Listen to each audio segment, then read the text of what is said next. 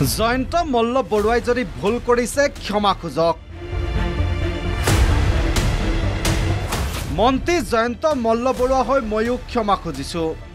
এই মন্তব্য মুখ্যমন্ত্ৰী হিমন্ত বিশ্ব শৰ্মাৰ। জয়ন্ত মল্ল বৰুৱাই যদি সঁচাই কিবা কৈছে মই শুনা নাই, ময়ো ক্ষমা খুজিছো, কাৰণ আপোনালোকক বেয়া কোৱাৰ কোনো অধিকাৰ তেওঁৰ নাই আৰু আপোনালোকে দায়িত্বহে পালন কৰিছে।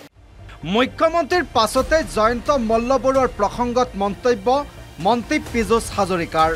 মই জয়ন্ত মল্ল বৰুৱাৰ সৈতে কথা পাতিছিলোঁ।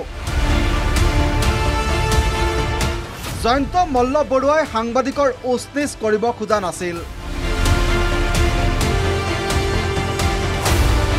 তেওঁ কথাত যদি ভুল বুজাবুজি হৈছে তেনে ময়ো দুখ প্ৰকাশ কৰিছোঁ।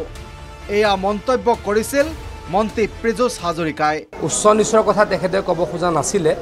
তেখেতে ক'ব খুজিছিল যে তেখেত যিহেতু সৰু ল'ৰা, গতিকে মই অলপ বয়সস্থ মানুহৰ লগত কথা পাতিম বা মোৰ নিজৰ বয়সৰ লগত কথা পাতিম, গতিকে অলপ হয়তো ভুল বুজাবুজি হ'ল।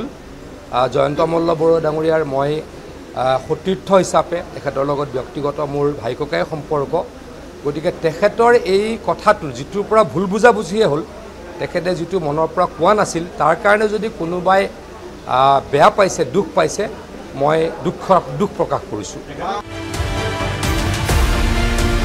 শেহতীয়াকৈ মন্ত্ৰী জয়ন্ত মল্ল বৰুৱাৰ পত্নীৰ নামত থকা এটা কোম্পানীৰ প্ৰসংগত বহুকেইটা গুৰুতৰ অভিযোগ উত্থাপিত হৈছিল। যিবোৰ অভিযোগ প্ৰত্যাখ্যান কৰি সংবাদমেল আয়োজন কৰিছিল মন্ত্ৰী জয়ন্ত মল্ল বৰুৱাই। আপুনি পঢ়িব নাজানে দিয়ক, এইবিলাক আপোনাৰ দৰে ইমান তলৰ শ্ৰেণীৰ মানুহৰ লগত মই কথা নাপাতো। আপোনালোকৰ মালিকে কেতিয়াবা সুধিব, মই উত্তৰ দিম। মালিকক যিকেইটা প্ৰশ্ন সুধিছো সেইকেইটা উত্তৰ দিলে। জয়ন্ত মল্ল বৰুৱাৰ সংবাদমেলত এগৰাকী সাংবাদিকে কৰা প্ৰশ্নৰ পাছতেই সাংবাদিকৰ ৰোষত পৰিছিল মন্ত্ৰীগৰাকী।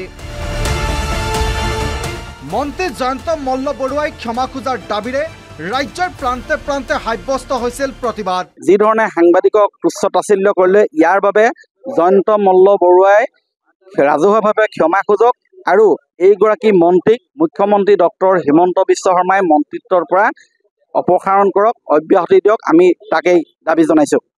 প্ৰতিবাদ সাব্যস্ত কৰিছিল গুৱাহাটী প্ৰেছ ক্লাবে। মন্ত্ৰীগৰাকীয়ে সাংবাদিকৰ বিৰুদ্ধে কৰা মন্তব্য প্ৰত্যাহাৰ কৰাৰ দাবী তুলিছিল। শেহতীয়াকৈ আমাৰ সংবাদ মাধ্যমৰ ওপৰত যিটো আক্ৰমণ চলিছে, সাংবাদিকৰ ওপৰত যেনেধৰণৰ মন্তব্য কৰা হৈছে, মই তাৰ তীব্ৰ গৰিহণা দিছোঁ আৰু এইটোৱে ক'ম যে যদি চৰকাৰৰ বৰমূৰীয়াসকলেই যদি সংবাদ মাধ্যমক তেনেকৈ ৰাজহুৱাকৈ তুচ্ছ তাচ্ছিল্য কৰে, তেতিয়াহ'লে আৰু কিবা বাকী থাকিব নেকি? আমি প্ৰেছ ক্লাবৰ ফালৰ পৰা আমি প্ৰত্যেক হয়তো 6 মাহ 4 মাহৰ মাজত আমি এবাৰ আমি ওলাই আহোঁ সকলোৱে প্ৰতিবাদ কৰিবলৈ। আৰু ইয়াৰ পৰা মই আমাৰ সকলো সংবাদকৰ্মী হয় এটাই ক'ব বিচাৰোঁ, যাতে ৰাজনৈতিক নেতাসকলে আমাক ফৰ গ্ৰাণ্টেড নলয়। আমাৰ কাম হ'ল সংবাদ পৰিৱেশন কৰা, আমি যিমান পাৰোঁ শুদ্ধকৈ কৰি থাকিম, কিন্তু যদি আমাৰ আত্মসন্মানত তেওঁলোকে টাৰ্গেট কৰে, আমাক হানি কৰে, এইটো আমাক তেওঁলোকে ফৰ গ্ৰাণ্টেড যাতে নলয়।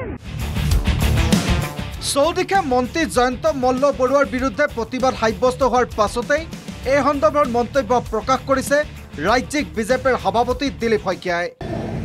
মই এই কথাটোৱে ক'ম যে সংবাদ মাধ্যমক বেয়া পালেও ভাল পাব লাগিব।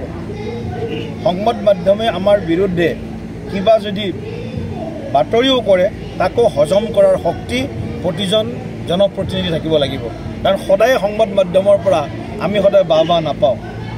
সদায় সংবাদ মাধ্যমে আমি কোৱাটোৱে সত্য বুলি প্ৰকাশ নকৰে, কাৰণ সংবাদ মাধ্যমৰ এটা দায়িত্ব আছে, গোটেই শুদ্ধ সত্য তথ্যখিনি ৰাইজৰ মাজলৈ লৈ যাব লাগে।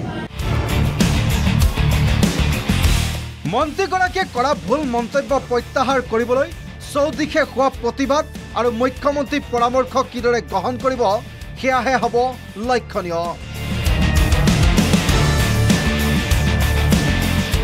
News desk report, the news plus.